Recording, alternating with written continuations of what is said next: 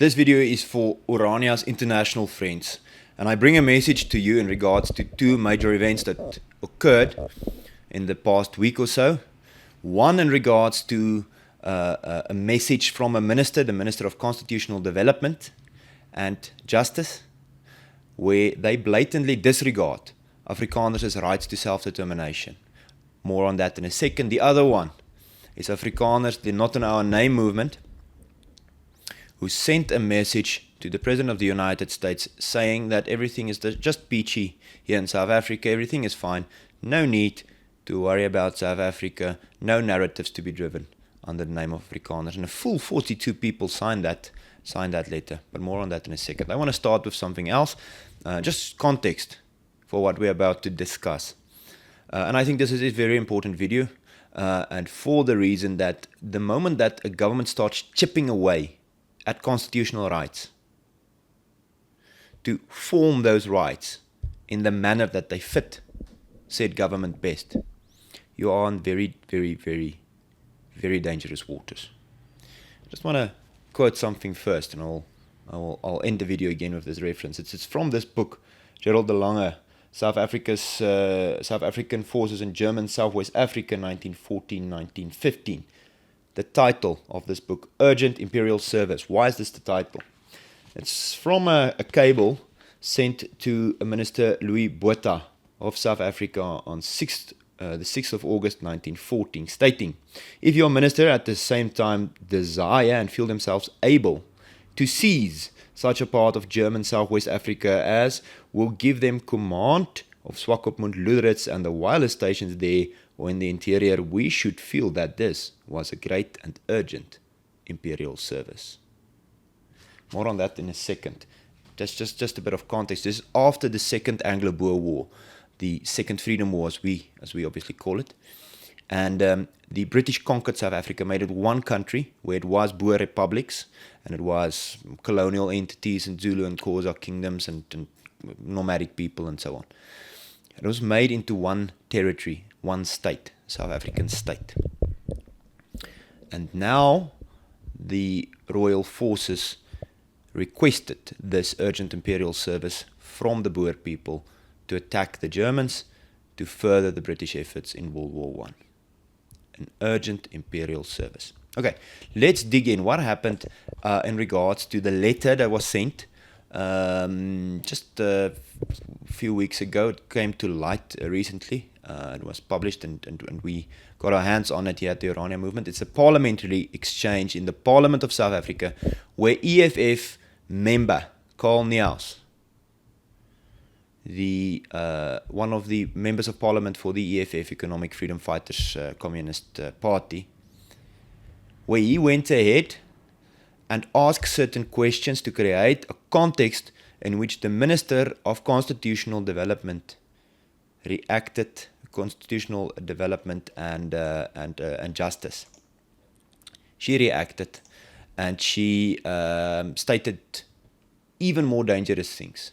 So Mamaloko Kobai is the minister, and Carl Niehaus is now writing to her in a parliamentary exchange, asking whether in the light of the continuing racially motivated crimes committed by white supremacists against black South Africans and the use of cultural self-determination to maintain racially exclusive enclaves. So if you are a friend of the Afrikaner, living somewhere maybe in the West or wherever in the world, how many times do you actually hear of continuingly racially motivated crimes committed currently by white supremacists? And how many times do you hear rhetoric like kill the Boer, racially motivated crimes motivated by the political rhetoric of the EFF, which is more common? No citations, no sources given for this sweeping statement. And then Carl Niehaus asks if it's possible to criminalize all forms of being exclusive expressions of white supremacist racism. White supremacist racism is defined by Mr. Niehaus as follows. It is defined as place names from Afrikaner history, street names from Afrikaner history, monuments from Afrikaner history, and the right to self-determination as guaranteed by the constitutional framework of South Africa. What steps should be taken, including the imprisonment of offenders? So if you support Afrikaner monuments being saved, you live on a street where Afrikaner a hero maybe is acknowledged in that street name, or you have a place name regarding Afrikaner history and Afrikaner heroes, the brave people from our history. Or if you want to exercise your constitutional right as supposedly guaranteed by the Constitution, to build cultural self-determination, you should be imprisoned. This is the stance of Niehaus. Now, we have all learned not to take Niehaus too serious. He's not a serious individual. There's nothing about him that screams, take me serious. Well, he tries his best, but without much success. He's always been chasing the idea of being taken serious, but that's always been faster than him. The reply of the minister is equally shocking. Racism in South Africa is multidimensional and the unique context in South Africa is significant. Now listen to this. Colonial conquest and apartheid dispossessed, disfranchised millions of black South Africans. The predominant acts of racism are perpetrated by whites that discriminate in various forms against black persons. No source, no citation to make a sweeping statement that Afrikaners are actively going out and just discriminating, disfranchising and dispossessing. That's just what we do. We wake up and we disfranchise. While racism remains a reality, it's confronted vigorously. South Africa took a restorative and reconciliatory approach to addressing racism. Yes, the approach is as follows. Hundreds of laws based on race, excluding Afrikaners from every possible part of the of day-to-day life, whether that be building successful businesses without BEE, which is a set of rules binding you so that you can't practice free market economic activities, or whether it be excluding children from cricket, hockey and rugby teams based on race, quota systems. This is very, very concerning things. She says some more very, very concerning things. As the minister, supposed to be neutral and supposed to be a curator, supposed to be a defender of constitutional rights and constitutional context, as well as the context of justice in South Africa. Said the following things. There's all these rights being guaranteed to civil, political, socio-economic rights, cultural rights, the right to equality, the right to dignity, right to freedom of expression, and so on and so on. And then she goes on and says, however, this South African context has a different political history. You have all these rights, locally and internationally. We've signed all these human rights treaties. We gave Article 235 as part of the key part of the negotiations in the 90s. But there's a different context. Because the minister and the ANC doesn't feel like Afrikaners should have that constitutional right. The majority of the population was disfranchised by a white minority, and the criteria for self-determination as per international instruments and the General Assembly provide criteria for self-determination, particularly in colonial context, emphasizing freely expresses wishes of a territory's people through democratic processes. She decides Afrikaners don't have the right to self-determination because she feels that we are too bad of a people. We have too bad of a history. That's her opinion. And that is very concerning.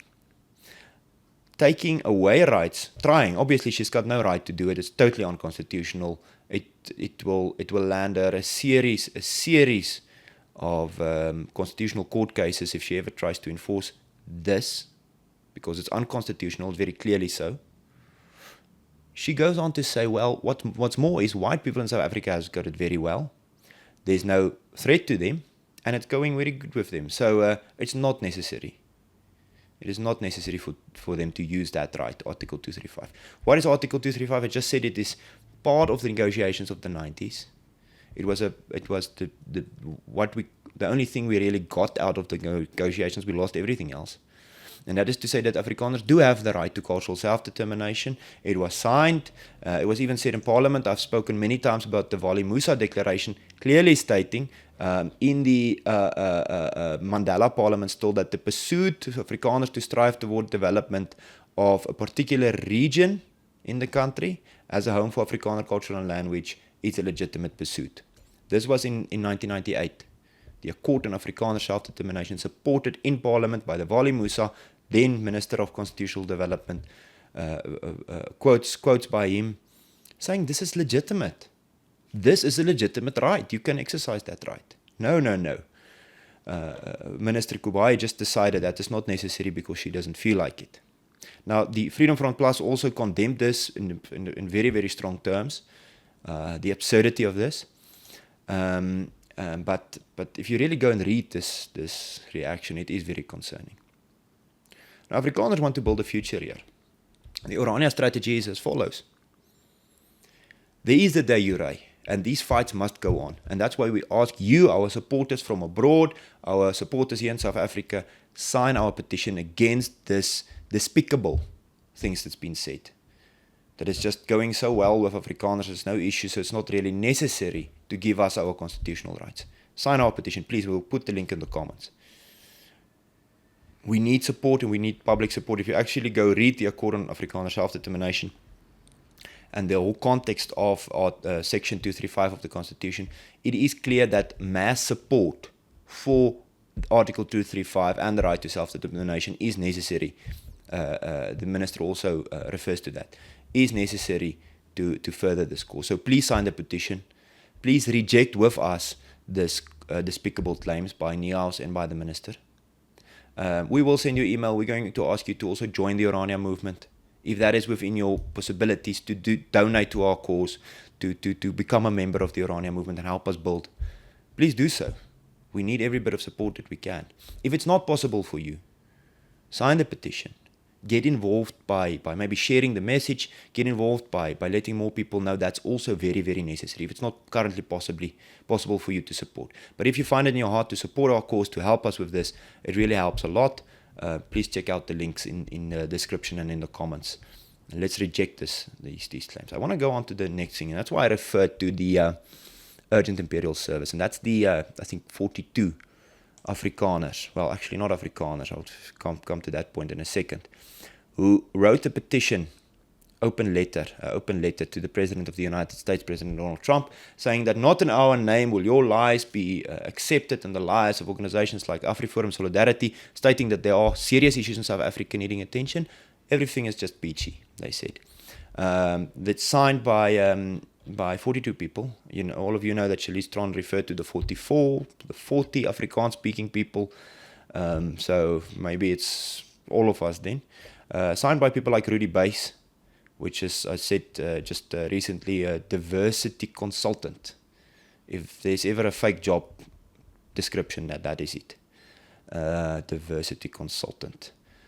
Writers, Max de Pre, Piet Kroukamp, people like that, they all signed it. Rudy Swanepoel from the Dutch Reformed Church, 40 people or 42 people. Okay, they signed it. The ANC, of course, responded to it. The Department of Communications, Information and Publicity responded to it, and with the following title: ANC welcomes not in our name declaration by freedom-loving Afrikaans-speaking South Africans. Can't even get it over their lips, the word Afrikaners. And I think it's actually very fitting. These people probably are self-identifying non-Afrikaners. Afrikaans-speaking South Africans. Reduced. A culture.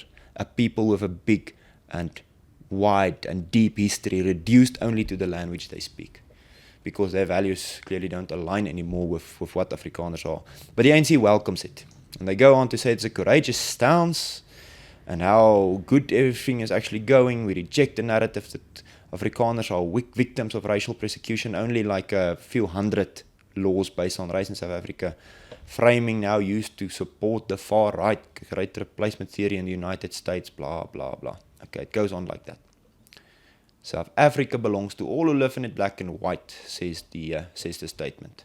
Well, George Orwell will have something to say about that. It belongs a little bit more to some, right? A little bit more to some than others. What's Orania's reaction on all this?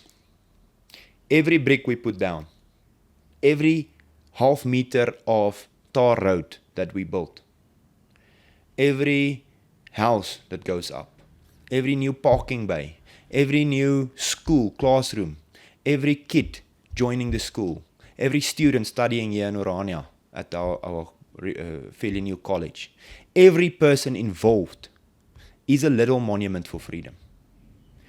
Sometimes there's so many big things going on in the world, we forget about the impact of the small things, putting two bricks upon each other and building your future. In Orania, we always say the de facto before the de jure.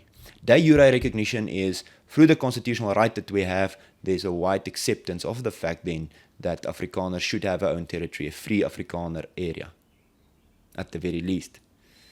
That's the de jure, that's the legal acceptance of what we need. But the de facto comes first. Building the reality is necessary. Thank you for everyone in Orania, our workers, our people, our teachers, everyone involved, every entrepreneur, every person building. They are building the future. They are building freedom brick by brick, the tough way. Thank you for all the support that we get. These people say the Afrikaner narrative not in their name. These left-wing Afrikaans-speaking South Africans. We say they are only committing an urgent imperial service to the ANC.